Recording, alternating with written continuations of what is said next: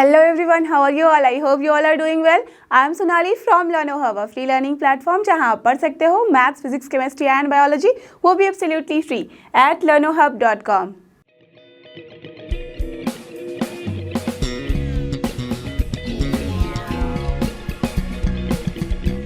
तो चलो एवरीवन, हो जाओ तैयार। आज हम करने वाले हैं फॉर्मूला फटाफट क्लास 12 बैच, और वो है अपना chapter 11 three dimensional geometry, right. तो जल्दी से बिना टाइम वेस्ट किए इसके सारे फॉर्मूले को हम करते हैं यहाँ रिकॉल। तो रेडी हो जाओ अपने पेन एंड पेपर के साथ so that we can start together.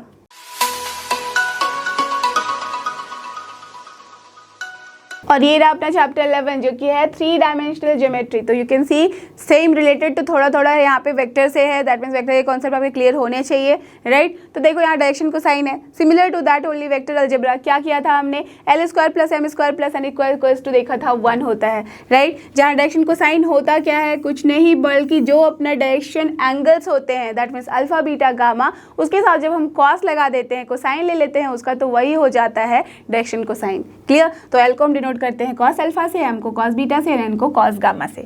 Done. अब बात करते हैं डायरेक्शन रेशियोज की। तो ये क्या होता है, उसी से रिलेटेड होता है। अगर हम ओपी वेक्टर को लिखना चाहें X I plus Y J, that means let us assume OP vector जो है जिसका यहाँ पे कोऑर्डिनेट एक्स वाई जेड दिया हुआ है, उसे हमने लिख दिया है x I plus Y J plus Z के, राइट। ऐसे ही लिखते हैं ना, ठीक है। तो यहाँ पे जो ये एक्स है, वाई है और जेड है, कुछ नहीं बल्कि डायरेक्शन रेशियोज है, ओके।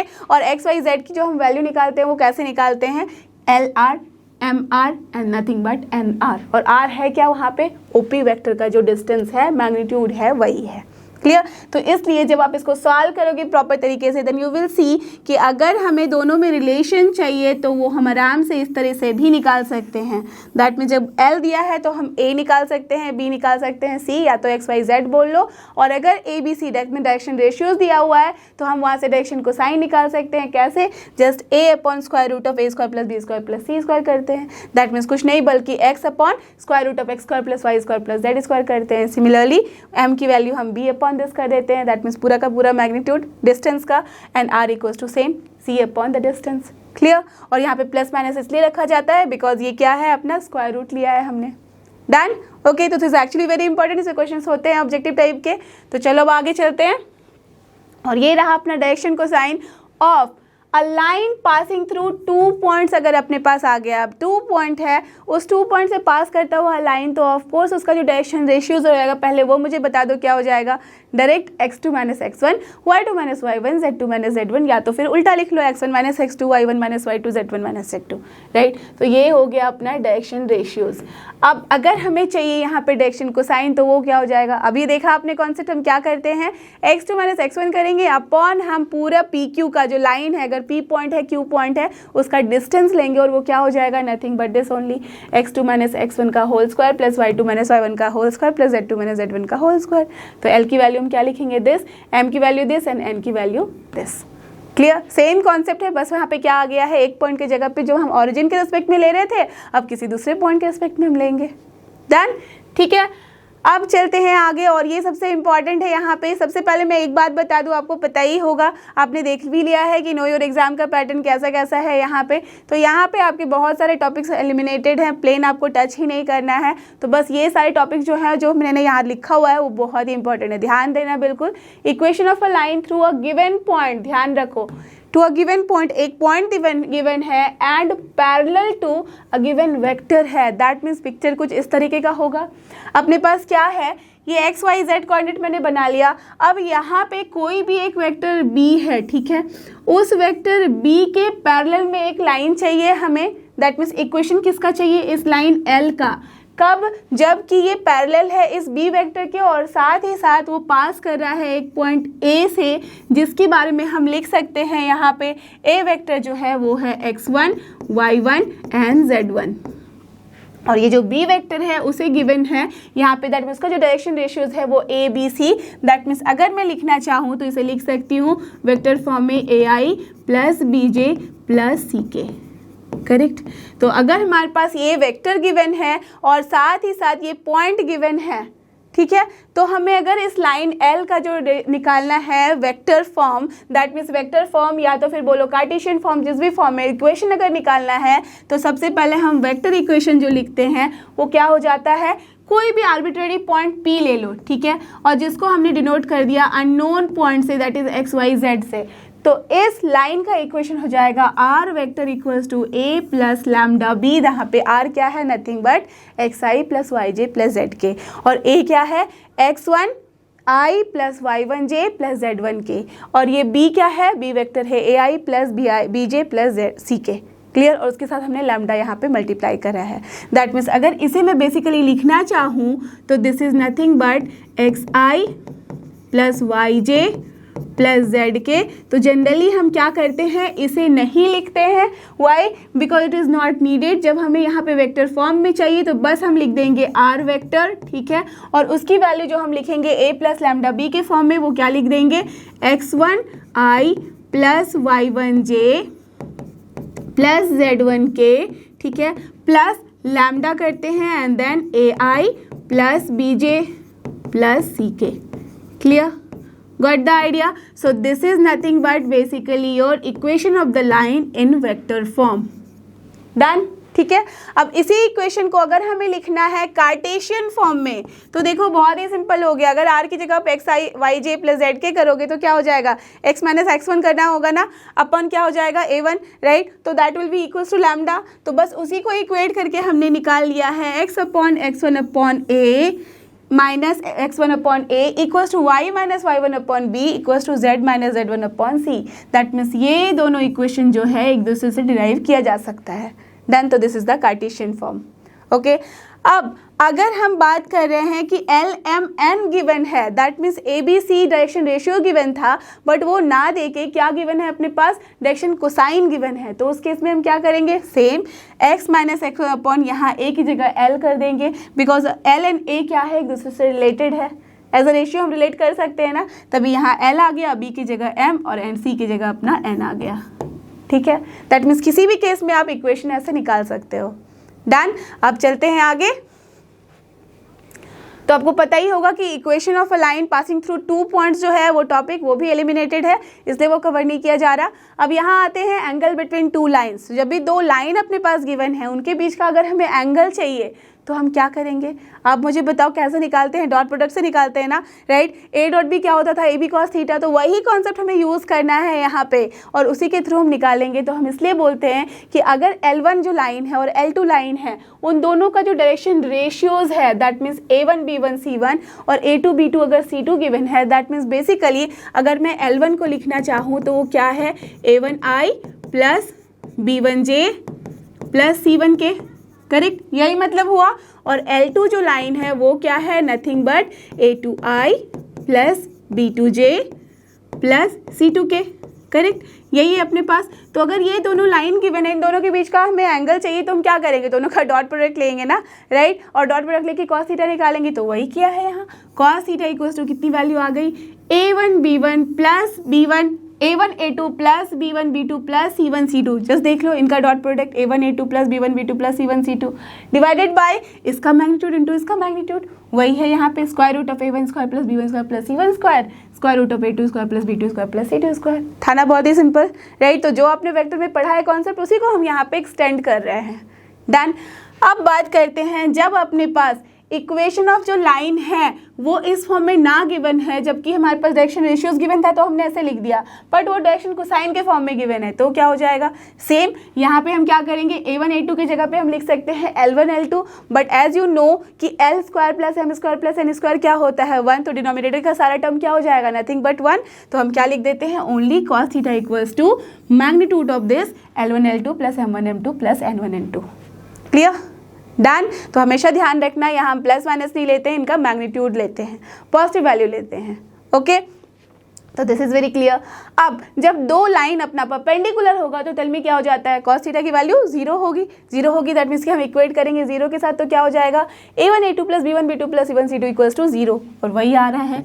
या तो अगर डायरेक्शन कोसाइन के फॉर्म में लोगे तब भी क्या हो जाएगा, L1 L2 plus M1 M2 plus N1 N2 equals to 0, right. अब जब दोनों अपना पैरेलल है तो क्या हो जाता है, पैरेलल के केस में बस आप सोच लो कि डायरेक्शन रेशियोज का हम क्या करते हैं, रेशियो ले लेते हैं, इक्वेट कर देते हैं।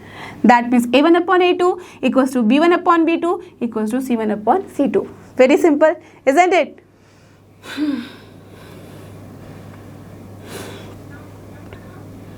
और ये आ चुके हैं एंगल बिटवीन टू लाइंस, जबकि वो डायरेक्शन रेशियो या डायरेक्शन कोसाइन की फॉर्म में ना देकर क्या गिवन है, किसी एक फॉर्म में गिवन है। दैट मीन्स लाइन गिवन है r equals to a1 plus lambda b1, that means उसके इक्वेशंस गिवन है सेपरेटली, और r इक्वल्स टू दूसरा लाइन है a2 प्लस म्यू b2, ठीक है, जहाँ लैम्डा एंड म्यू क्या होगा, कोई भी कांस्टेंट। तो इस केस में बताओ, अभी कॉन्सेप्ट समझे हो आप कि दैट मीन्स दोनों का हमें डॉट प्रोडक्ट लेना है। तो ऑफ कोर्स ये जो लाइन का इक्वेशन है वो किस फॉर्म में है, ये इस फॉर्म में है, सो दैट कि जो लाइन है वो पैरेलल टू b1 है and passing through a point A है, जिसका कि अपना यहाँ पे जो इक्वेशन है लाइन का, दैट मीन पोजीशन वेक्टर जो है ओरिजिन के रेस्पेक्ट में वो ये गिवन है, यही होता है ना, राइट। सिमिलरली यहाँ पे भी वैसा ही केस है कि ये जो लाइन है वो पैरेलल टू b2 है, दैट मीन्स कोई भी लाइन जिसके पैरेलल होता है और हम दोनों के एंगल के बारे में बात कर रहे हैं, तो दैट मीन्स दोनों ही पैरेलल लाइंस के एंगल के बारे में बात करेंगे, उसके बीच के एंगल के बारे में, राइट। तो हमें क्या करना होगा, dot product b1 and b2 का निकालना होगा, इजंट इट। तो हम क्या कर रहे हैं यहाँ पे cos थीटा इक्वल्स टू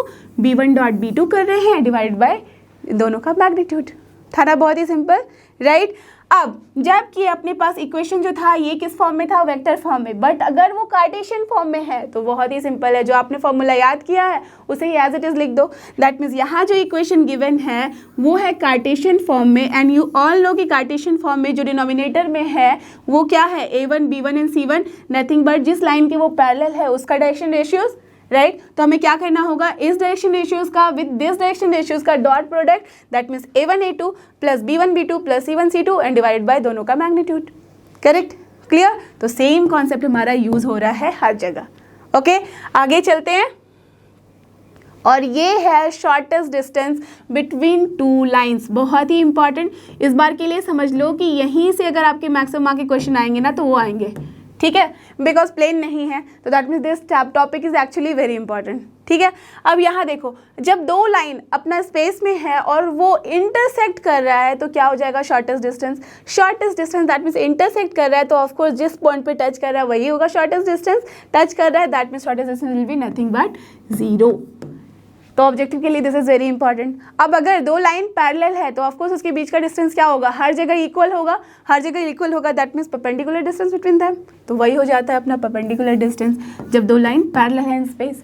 अब कुछ लाइन्स ऐसे भी होते हैं जो ना ही इंटरसेक्ट करते हैं ना ही पैरेलल हैं, राइट, दैट मीन्स देख लो ऐसे, तो ये क्या है, ना ही पैरेलल है बिकॉज यहाँ पे उसके बीच का डिस्टेंस डिफरेंट है, यहाँ पे उसके बीच का डिस्टेंस डिफरेंट है, बट वो इंटरसेक्ट भी नहीं कर रहे हैं, इजंट इट। यू कैन सी ये इस डायरेक्शन में बढ़ रहा है, ये इस डायरेक्शन में बढ़ रहा है, बट कहीं भी इंटरसेक्ट भी नहीं कर रहे हैं बट पैरेलल भी नहीं है, तो उसे हम क्या बोलते हैं, स्क्यू लाइन्स। और स्क्यू लाइन्स के बीच में जब हमें निकालना होता है शॉर्टेस्ट डिस्टेंस तो हम क्या बोलते हैं, ऐसा लाइन जो दोनों लाइन पे परपेंडिकुलर होगा, that means shortest distance will be perpendicular to both the lines, this is very important, ठीक है, डन, अंडरस्टूड। तो बस अब निकाल लेते हैं शॉर्टेस्ट डिस्टेंस। कैसे निकालते हैं, देखो ये हम बात करेंगे शॉर्टेस्ट डिस्टेंस की जब दो स्क्यू लाइंस हैं, तो स्क्यू लाइंस का मतलब एक दूसरे को इंटरसेक्ट नहीं कर रहा है ना ही पैरेलल है, तो late us assume L1 L2 है, ठीक है।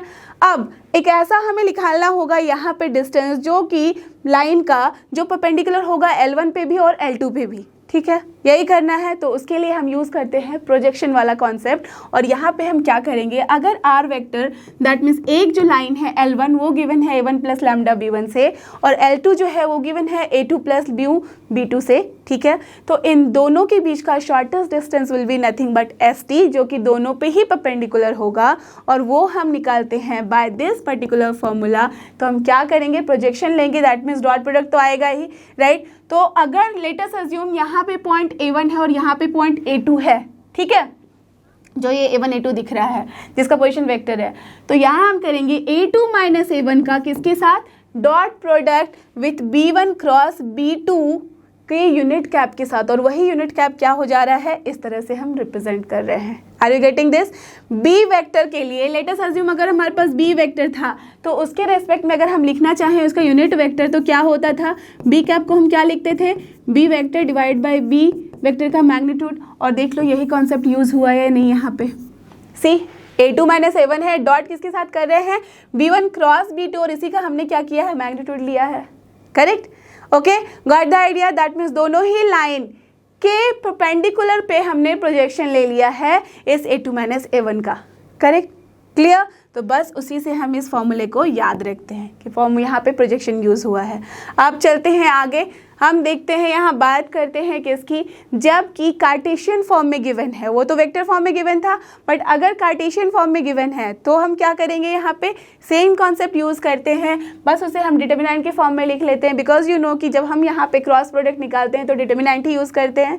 तो यू कैन सी यहाँ पे क्या है, A1 B1 C1 A2 B2 C2, that means यही है वो B वेक्टर, B1 वेक्टर और B2 वेक्टर। तो इसका क्रॉस प्रोडक्ट लेंगे तो हम क्या करेंगे, A1 B1 C1 A2 B2 C2, ये तो समझ में आ गया। जो पहला लाइन है उसमें हम क्या करते हैं, x2 माइनस x1 ले लेते हैं, दैट मीन्स जिस पॉइंट से वो पास कर रहा है। तो A2 माइनस A1 लिया था ना हमने, बस वही कॉन्सेप्ट समझ लो।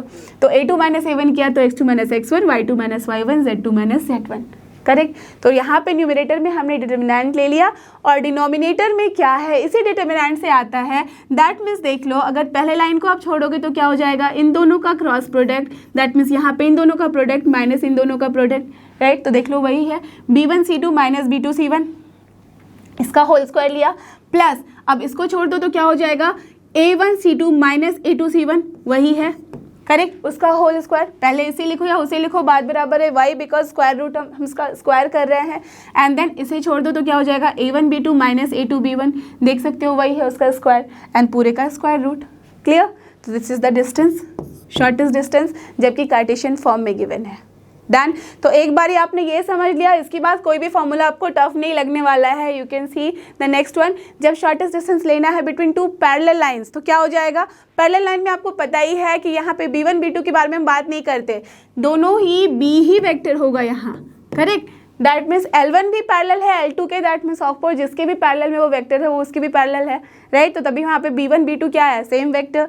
तो इसलिए हमारे पास इक्वेशन किस तरह से होता है, A1 plus lambda B and यहाँ पे A2 प्लस म्यू बी। तो इस केस में जो शॉर्टेस्ट डिस्टेंस है वो हम क्या लिखते हैं, नथिंग बट B का लेंगे cross product A2 minus A1 के साथ, एंड यहाँ पे हम क्या करते हैं, मैग्नीट्यूड ले लेते हैं B का, करेक्ट। तो this is the shortest distance between two parallel line. और इसके साथ ही अपने सारे फॉर्मूले होते हैं 3 डायमेंशनल ज्योमेट्री के जो आपके सिलेबस में है यहाँ पे फिनिश। और इसके साथ ही अपना 3 डायमेंशनल ज्योमेट्री का फॉर्मूला फटाफट होता है यहाँ पे फिनिश। आपको पता ही है, दिस इज लेनोहा, फ्री है पर बेस्ट है। थैंक यू और हमारे साथ बने रहो फॉर द नेक्स्ट चैप्टर।